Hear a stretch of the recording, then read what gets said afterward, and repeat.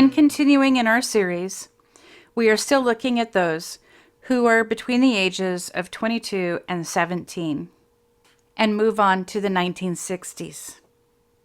Ray Edward Cochran, also known as Eddie Cochran, was born October 3, 1938. He began in music at an early age. He was in the school band, plus he taught himself how to play blues guitar. When he was in junior high, he formed a band with two of his friends. And in his first year of high school in Bell Garden, California, he quit so that he could become a professional musician. He liked to experiment with sound techniques that included things like distortion, overdubbing, and multi-track recording in the studio. Eddie knew how to play more instruments than just the guitar. He also knew how to play piano, bass, and drums. He was a stylish dresser with a rebellious attitude. He met Hank Cochran in 1954, and even though they were not related, they became known as the Cochran Brothers. They recorded some songs with Echo Studios that became fairly popular, but they split within the next year. Eddie worked as a studio musician and began writing songs, cutting a demo with Jerry Capehart, who later became his manager. One of his earliest successes was the song 20 Flight Rock in the film The Girl Can't Help It, starring Jane Mansfield. Right after this, he signed with Liberty Records. His first solo single was released in 1956 by Crest Records. This was the song Skinny Jim, and it became known as a classic with both rockabilly and rock and roll genres. He starred in his second movie in 1957, Untamed Youth, and had another hit with the song Sitting in the Balcony, written by John D. Loudermilk. He also had the only studio album released during this time. Liberty Records tried to move Eddie away from rock and roll and more toward a country sound, but in 1958 he released Summertime Blues, and this song established him as a rock and roll musician and a major influence on the 1950s rock and roll movement.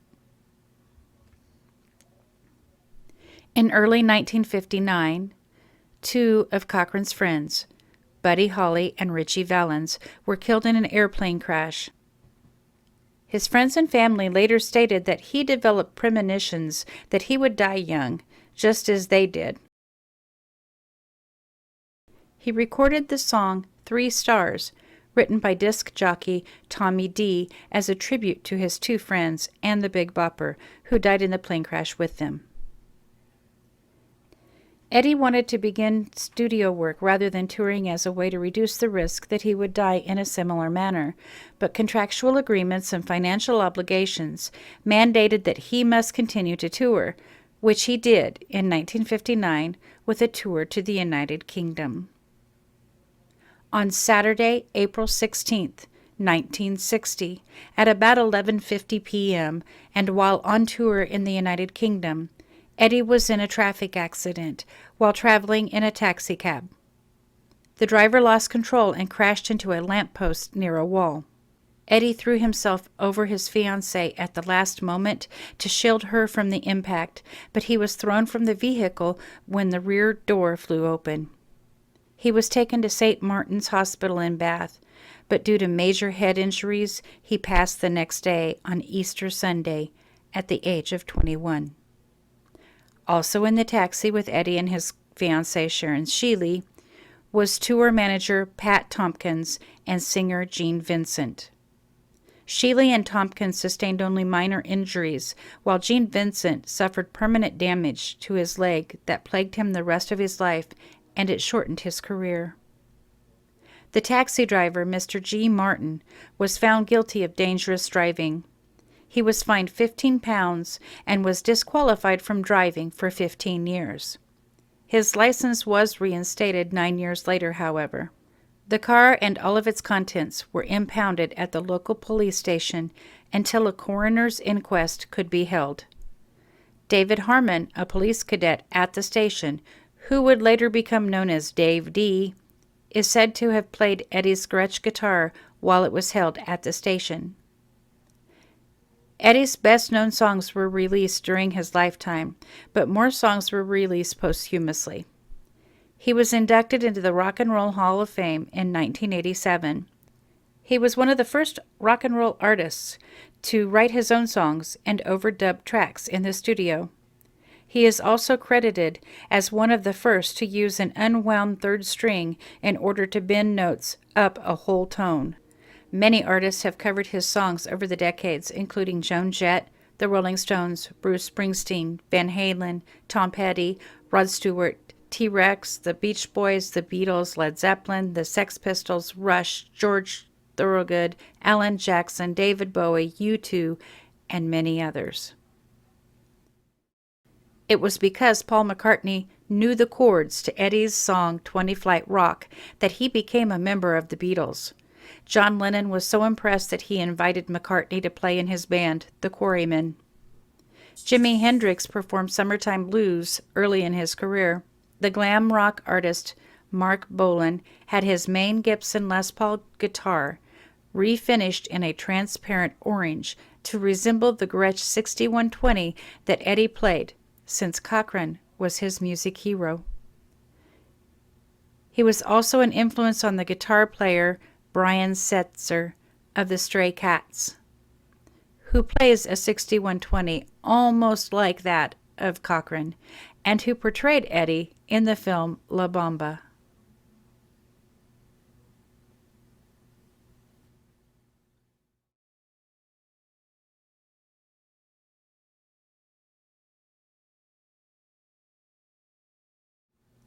Stuart Ferguson Victor Sutcliffe was born June 23, 1940. He was born in Edinburgh, Scotland, but his family moved soon afterward to Liverpool, England.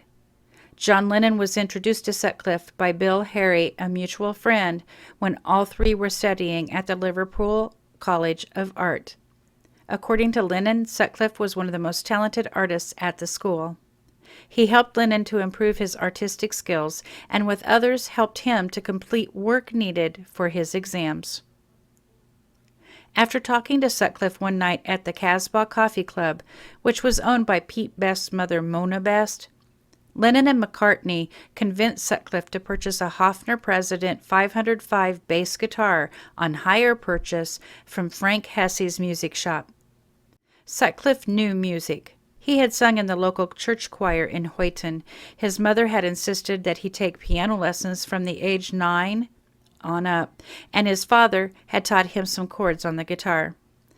In May 1960, Sutcliffe joined Lennon, McCartney, George Harrison, and Pete Best in a band not yet named the Beatles. He struggled with his fingers blistering due to not having played enough to be calloused. He also began working as the band's booking agent. They would often use his Gamier Terrace flat as a rehearsal room. The Beatles' name change came during an afternoon at the Renshaw Hall bar with Sutcliffe, Lennon, and Lennon's then-girlfriend, Cynthia Powell, as they thought up names similar to Buddy Holly's band The Crickets. The Beatles began with the two E's. It was later changed by Lennon because he thought that by changing it to an EA, it sounded more French, suggesting La Beat or The Beat. Harry, an art school friend, and the founder and editor of the Mercy Beat newspaper, prodded Sutcliffe with the fact that he was an adequate bass guitarist, but his true talents were in art, and he felt that Sutcliffe should return to creating artwork rather than music. It was also said that Sutcliffe was uncomfortable being on stage and would play with his back to the audience. Pete Best later clarified that Sutcliffe was very popular with the crowd, and he was animated with his audience. His rendition of Elvis Presley's Love Me Tender was often the most popular song during any performance. There was reported friction between McCartney, Lennon, and Sutcliffe at times, and it was also reported that Lennon would make jokes about Sutcliffe's size and his playing ability. The band was in residency at a German club in Hamburg for some time now, but on December 5, 1960, Harrison was sent back to Britain for being underage. McCartney and Best were then deported for attempting arson at the Bambi Kino. which then left Lennon and Sutcliffe in Hamburg. Lennon took a train home, but Sutcliffe was ill at the time, so he waited to return home. He borrowed money from his girlfriend, Astrid Kircher, to fly home on January 20th, 1961, but the band then returned to Hamburg in March 1961 with all members now of age. He decided to leave the Beatles in the summer of 1961 to continue painting after he was awarded a postgraduate scholarship. He let Paul McCartney briefly borrow his Hofner bass guitar until Paul could get his own, but he was not allowed to change any of the strings out, so he had to play it right-handed. While in Germany, Sutcliffe began having headaches. These were severe and would include an acute sensitivity to light. Kircher reported that some of the headaches left him temporarily blind. In 1962, Sutcliffe collapsed in the middle of an art class in Hamburg. Kircher's mother had German doctors perform different tests on him to see if they could determine what was causing the headaches. They recommended that he go back to England and have himself checked into a hospital with better facilities. In England, he was told that there was nothing wrong with him, and he returned to Germany with no answer as to what was causing the headaches. He was living at Kircher's home, and his condition was getting worse. He collapsed again on April 10, 1962, and Kircher called for an ambulance. He died before they reached the hospital of what was later to be determined a cerebral hemorrhage, specified later as a ruptured aneurysm. The Beatles compilation album Anthology 1, released in 1995, featured previously unreleased recordings from the group's early years.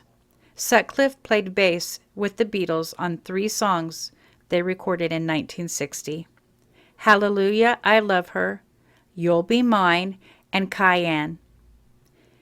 He is also pictured on the front covers of all 3 anthology albums.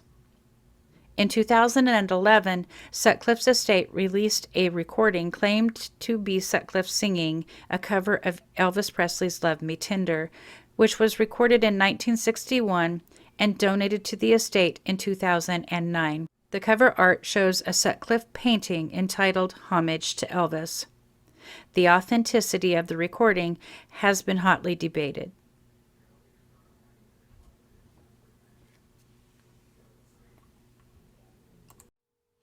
In the next episode, we will look at a plane crash that took out most of the members of a group.